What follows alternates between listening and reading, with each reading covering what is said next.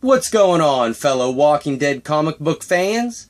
This is Solid Dave Snake, kicking off my reviews for The Walking Dead Comic Series 4 action figures by Mcfarlane Toys, with the figure that I was looking forward to most in this series, and fellow member of the Grimes family. We finally get Carl Grimes in action figure form as how he appeared in the comic books. And a little forewarning here before we get into the review. There are probably going to be a lot of spoilers for the comic book. So if you don't want anything spoiled for you, you might want to take off. But if you've read them, then you're going to love this review. And if you haven't read them and don't mind, well, come on and join us for the review. But as you can see, I have the actual issue of the comic book in the background that this action figure is based off of, and is one of my personal favorite single issues of The Walking Dead, issue 104. Great content inside. This book was a great read, and whenever I first read it, I really wanted an action figure based off of this look of Carl Grimes. And sure enough, the first Carl Grimes action figure we get for the comic books is based off of this cover, and Mcfarlane knocked it out of the park. They did a great job with the sculpt, paint, and likeness for the actual Carl Grimes on the cover.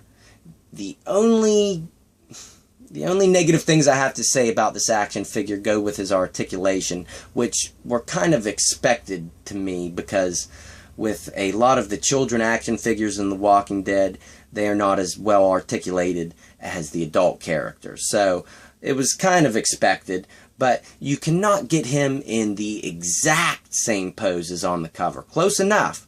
I have it to where that's about as close as you can get it. You can't get his legs as in far of a stance as they are on the cover, and you can't really get the stock of the gun underneath his elbow like it is on the cover.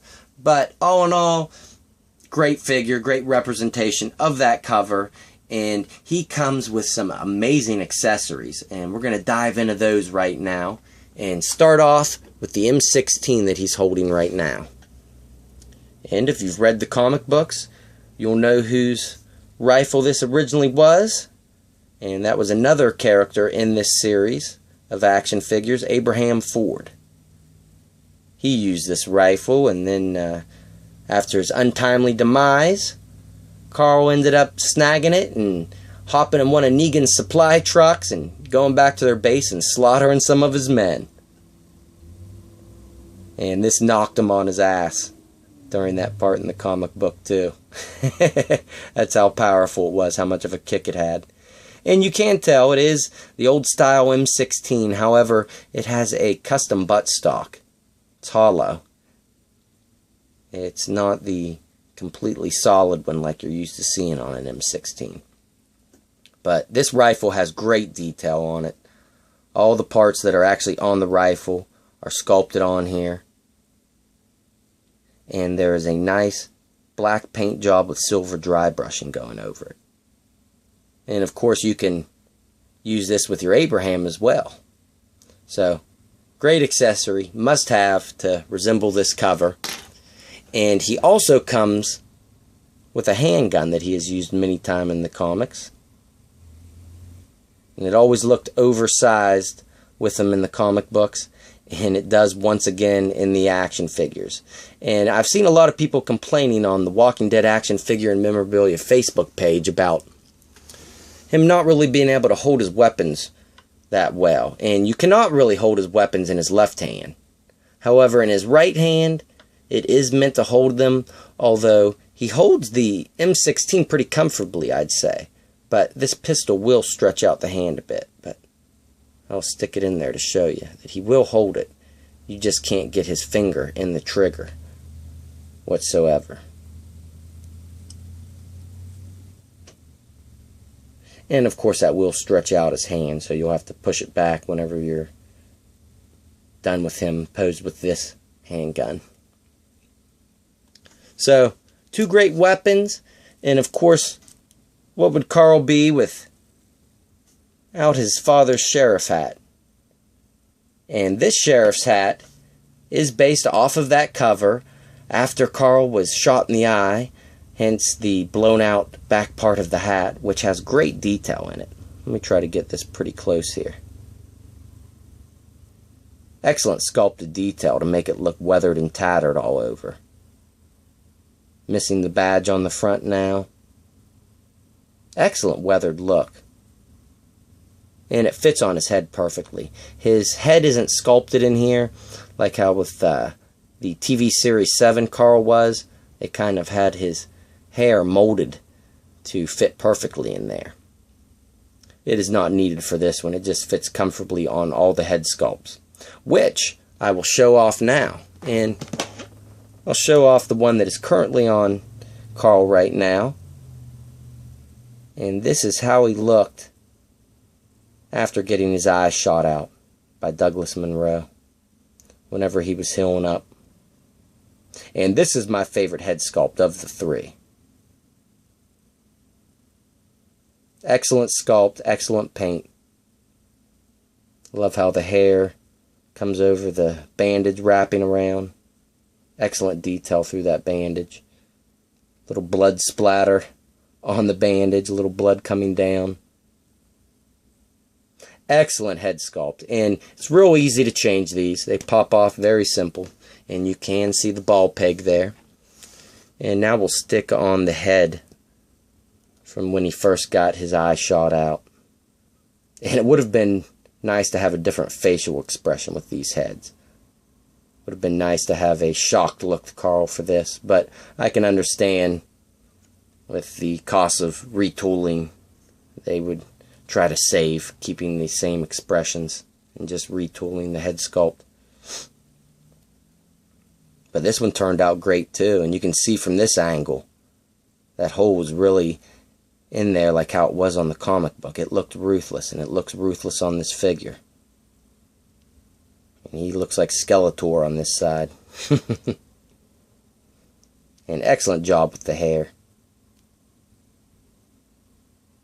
And now let's go to Carl before he was injured.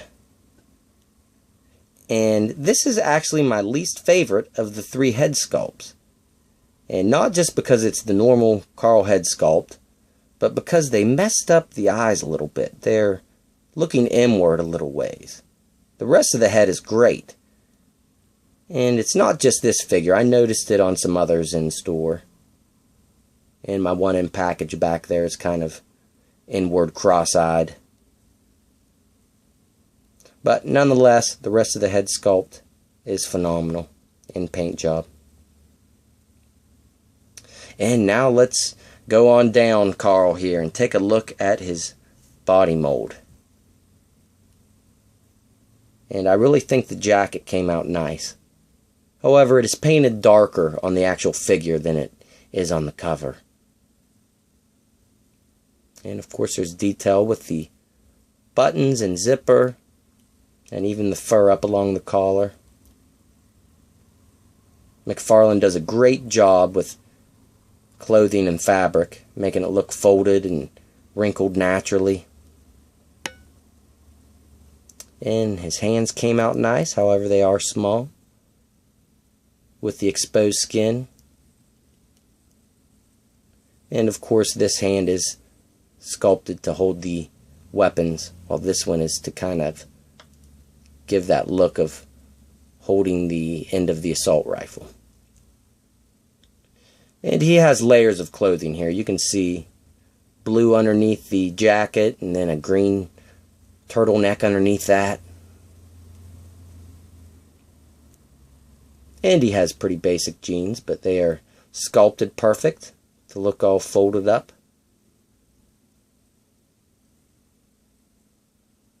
And his sneakers turned out nice too. They gave it a real weathered look here.